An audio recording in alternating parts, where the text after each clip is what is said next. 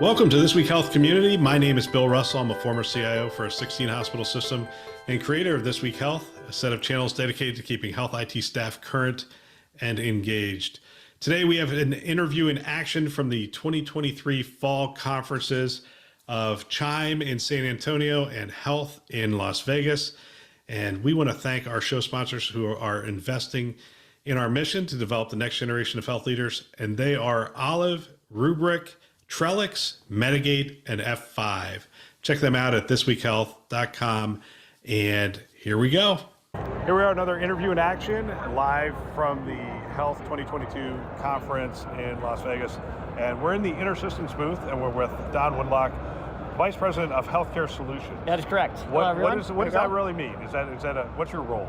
So I run our healthcare solutions business here, basically, which is a couple product lines. TrackCare, which is an outside the US EMR, and an integration product line called HealthShare. So those two are mine. Yeah. InterSystems. We're going to talk about HealthShare. Great. Because my audience is predominantly healthcare providers in the States. Awesome. Now, HealthShare's been around for a while now. Yeah, about 15 years. 15 years. Yep. How has it evolved? I mean, when we, at St. Joe's, when we first implemented it, we were essentially pulling in all this data from all these disparate sources. Yep. We were trying to deliver metrics back out to our clinically integrated network. Yep. And the data quality was a challenge, data governance was a problem, and then getting the data back out into the workflow. Yes. That's what I remember 10 years ago. Yes, that's right. So how has it evolved? Yeah, so we still do that as a foundation.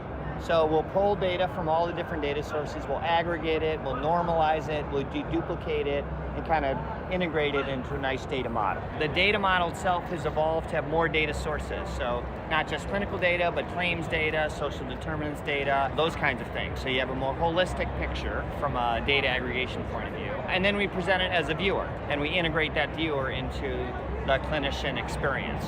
So we've done a lot more work with integration back into the workflow from those days, so we can embed right within the Epic frame, right within the Cerner frame or Athena Healthcare, so you can see that unified care record.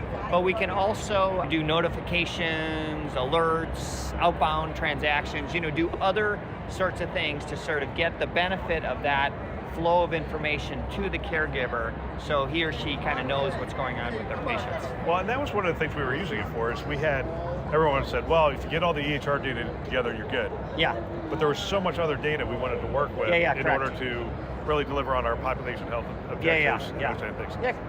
I mean, claims data is really critical. There are things that you find out in the claims process, like from a CIN point of view, leakage and other activity that the patient has, that if you can get access to that holistic claims experience, those sorts of things, then you know more about what's going on with your patients. So I'm going to go in the direction of talking about use cases and that kind of stuff. Sure.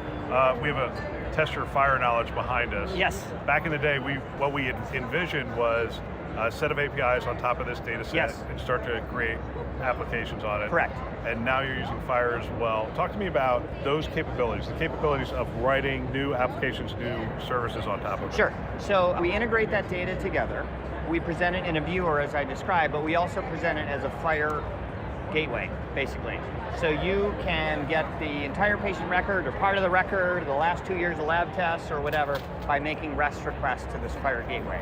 So we have customers that have built applications on top of this.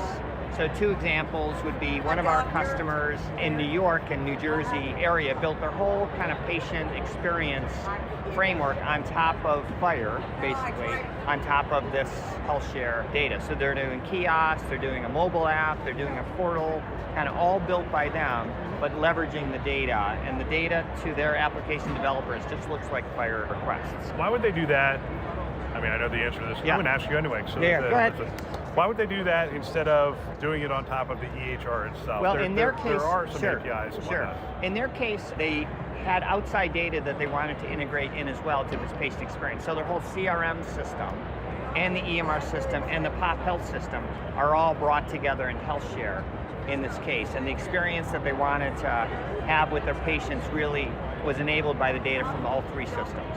That's fascinating. Yeah, it's really cool. And it's just a great new world now that you can kind of get the data out of your various systems, put it into place, build applications, innovate in a way that 10 years ago you would have a hard time doing. And really at this point, it's just your imagination is the limitation. I mean, Sure. because one of the things we're always talking about is we can't clean up the data.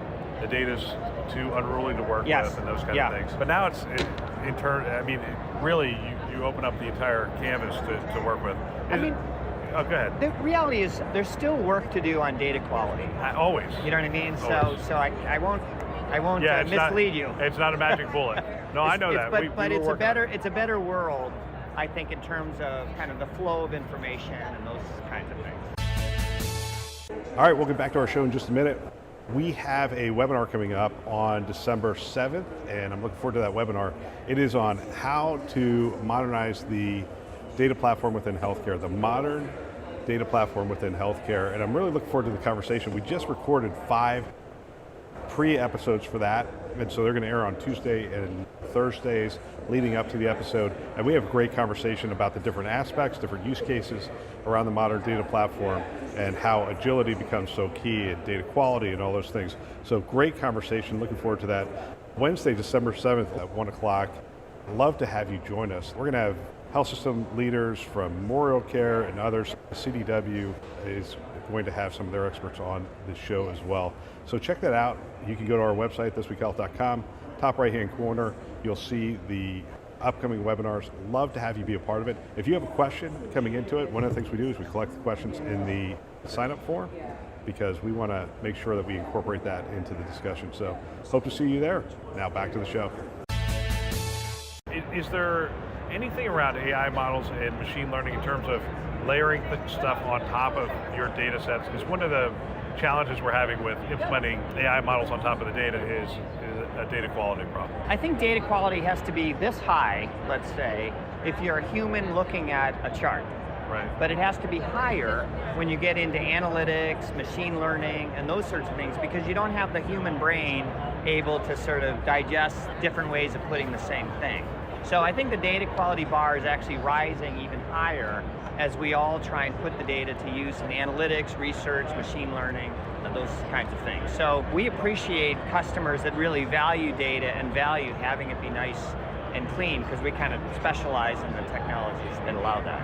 That's fantastic. But I do think that AI and ML, I'm not sure they're really going to take off outside of radiology, let's say, where they're working until the data is administrative. Yeah. Until the data gets a little bit cleaner. I just think that's a necessary step. It takes a little bit of time. Yeah. Don, I want to thank you for your time. Yeah, sure. Nice to see you again. Appreciate it.